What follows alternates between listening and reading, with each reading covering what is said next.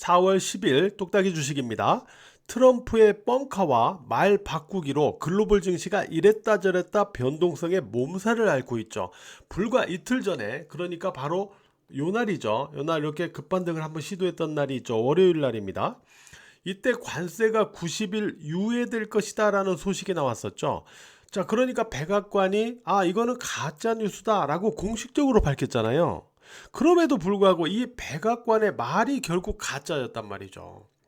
특히 트럼프가 관세 유예 발표 3시간 전에 자신의 회사를 콕 찍어 가지고 지금이 매수할 시기다 라고 이렇게 올린 것으로 알려지면서 이 뒷말도 좀 있는 것 같습니다. 아무튼 트럼프가 기본 관세 10%만 부과하고 이외 상호 관세에 대해서는 90일 유예를 시키겠다라고 말하면서 미국 증시가 이렇게 초급등을 보였어요. 나스닥 지수가 12.6%, 12.16%, 반도체 지수가 무려 19%, 이렇게 초급등을 보이면서 단박에 5일 이평선을 돌파해서 20일 이평선까지 3대 지수, 반도체 지수가 모두 접근하는 이러한 모습을 보여줬습니다. 자, 이렇게 움직였기 때문에, 즉 20일 이평선까지 아주 초급등을 보였기 때문에 한국 증시 입장에서 봤을 때, 자, 당연히 미국 증시가 이렇게 올랐으니까 한국 증시도 아침에 크게 갭으로 떠서 출발하겠죠. 자, 이렇게 떠서 출발합니다. 떠서 출발을 하는데, 자, 그러면 이 시점에서 어떻게 볼 거냐 이거예요. 그래서 이 시점에서 이렇게 떠서 출발할 때, 그럼 이게 매도냐 매수냐 이거잖아요. 장 초반에는 매수라는 거죠. 장 초반에는 시가 기준에서 윗꼬리가 나오면, 그러니까 시가 아래로 나오면 이건 매수다 라고 하는 거예요. 이거를 저는 장 시작 전부터 주식장인과 멤버십 분들에게 말씀을 드렸습니다. 매수 쪽으로. 왜 떠서 출발하는데도 매수냐? 앞에서도 우리가 살펴봤지만은 미국 증시는 20일 이평선까지 급등을 했잖아요. 자, 이런 상태에서 한국 지수를 보면은 20일 이평선과 이격이 어때요? 많이 아직 벌어져 있죠. 그러니까 오늘도 시가 위로 많이 올라왔는데도 21 이평선 여기 있잖아요. 그러니까 이만한, 그러니까 시가 기준에서 따진다면 이만한 이격이 여전히 한국은 있는 거니까, 결국 만약에 여기에서 시가가 떠서 출발해도 시가 아래로 움직이면 이건 매수의 관점으로 봐야 된다는 거죠. 그래서 오늘은 제가 윗꼬리를 이용한 매수, 이쪽으로 이미 장 시작 전에 주식장인과 멤버십 분들에게는 전달을 해드렸고요. 제가 이 장을 놓고 어제입니다. 어제장, 오늘 이렇게 떴으니까 이제 우리가 이렇게 보는 거지만은, 어제까지의 모습은 다시 저점을 낮추면서 코스피 지수가 내려가고 코스닥 지수도 어제 저점을 낮추면서 아래로 내려가는 이러한 모습을 보여줬거든요. 그러면 이런 관점에서 과연 어떤 시각을 갖고 이 흐름을 봐야 되느냐 하는 부분, 그래서 제가 어제, 자, 이 내용 그대로 어제 주식장인 분들에게 올려드렸고 멤버십 분들에게도 설명을 드렸어요. 그러니까 미국 증시 같은 경우는 흐름의 쌍바닥점을 찾아야 된다. 그러니까 월요일에 반등 시도는 외바닥에서 반등 시도라, 5일 이평선에 화요일 날 막히면서 되눌렸다. 그래서 어쨌든 흐름의 쌍바닥점을 만들어야만, 그러면서 5일 이평선 돌파를 시도해 나갈 가능성, 이 부분이 나타나는지를 확인해야 된다라고 말씀드렸거든요. 그러니까 월요일 저점을 기준으로 흐름의 쌍바닥을 만드는지 확인해 가보자 이렇게 말씀드렸는데, 미국 증시 자체는 물론 트럼프의 그 발언 때문이지만 기술적으로 놓고 볼 때는 그대로 월요일이죠. 월요일 저점에서 저점을 깨지 않으면서 흐름의 쌍바닥, 화요일의 음봉 쌍바닥이죠. 흐름의 쌍바닥 만들면서 올라갔기 때문에 이게 강하게 올라갈 수 있는 또 기술적인 기반도 만들어질 수 있었거든요.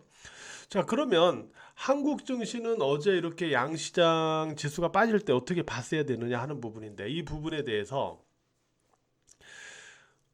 코스피 지수 2328과 코스닥 651포인트를 기준으로 지지 여부를 확인하는데, 자, 지지가 되면 한국 증시도 흐름의 쌍바닥 가능성이 있고, 하향으로 가면, 어제 하향으로 갔죠. 하향으로 가면, 이게 어제 오전 코멘트입니다. 어제 오전 코멘트요.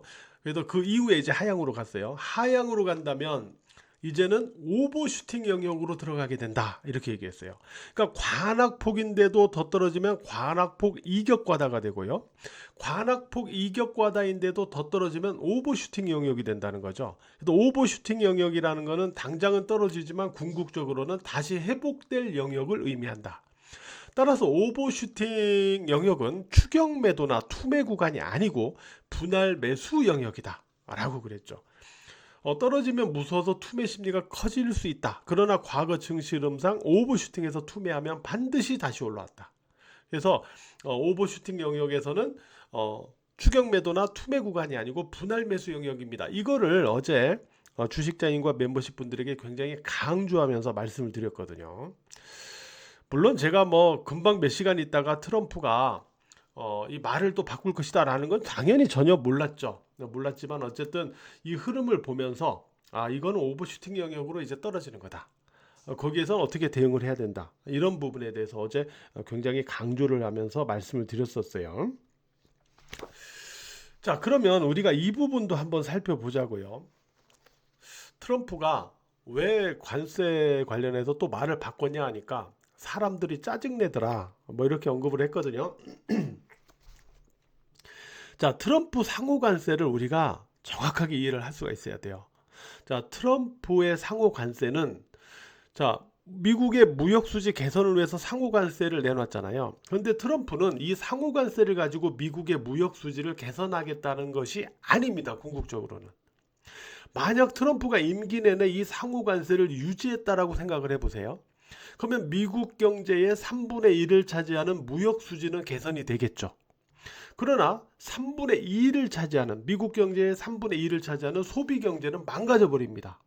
자, 이렇게 되면 내년 11월에 미국의 중간 선거가 있거든요. 선거에는 굉장한 악재가 돼 버리는 거예요. 선거에도 경기 침체를 떠나서 내년 11월의 중간 선거에도 굉장한 악재가 돼 버리는 겁니다. 또 상호 관세가 실행되기도 전에 트럼프를 지지했던 사람들 다수가 막 비난을 하고 있잖아요. 이거는 뭔가 맞지도 않지만 또 내년 선거를 걱정하는 거거든요. 이런 부분들이 있었단 말이에요. 결국 트럼프는 이 상호 관세는 협상용이란 말이에요. 협상용. 그러니까 상호 관세로 무역 수지를 개선하겠다는 게 아니고 상호 관세를 내놓고 나서 그 다음에 각국과 어떤 협상을 통해서 미국의 무역 수지를 개선시킬 수 있는 안을 얻어내겠죠. 예를 들어서 LNG 같은 미국의 에너지를 더 수입을 해라.